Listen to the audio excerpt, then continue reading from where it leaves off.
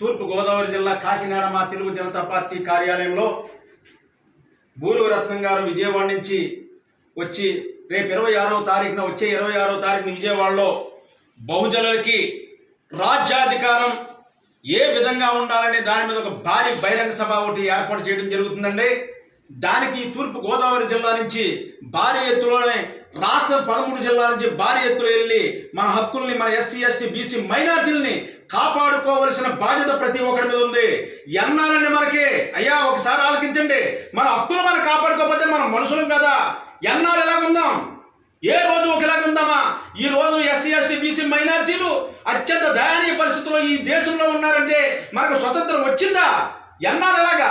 ఈ పోరాటం మీద మనం పూర్తిగా చేయడానికి బూరుగు రత్నం గారి ఆధ్వర్యంలో శరత్ యాదవ్ గారు ఆధ్వర్యంలో అక్కడ విజయవాడలో ఒక సమావేశం జరుగుతుంది. ఈ సమావేశానికి 13 జిల్లాల నుంచి బయలుదేరి వెళ్ళవలసిన బాధ్యత మనకుంది.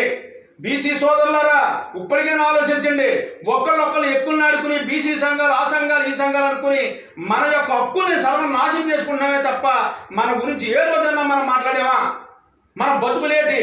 ఈ రోజు దేశంలో దాదాపుగా ఉన్న రాజ్యసభ ఎంపీల్లో మన బీసీలు ఎంతమంది ఉన్నారు? అసెంబ్లీలో మన ఎమ్మెల్యేలు ఎంతమంది ఉన్నారు? రాజ్యాధికారం మనకు రావాలంటే మన ఓట్లు మనం వేసుకుని మన ఎంపీలను, మన ఎమ్మెల్యేలను ఎక్కించే రోజునే మన యొక్క హక్కుల్ని మన సర్వసాధారణ మనం కాపాడుకోగలిగితేమే తప్ప ఉన్నప్పుడు ఏదో కార్పొరేషన్ పెట్టారు, లదిచ్చారు, లోన్ ఇవ్వలేదు, మేక ఇవ్వలేదు, కుక్క ఇవ్వలేదు అని దెబ్బలాడుకోవడం తప్ప ఏముండదు.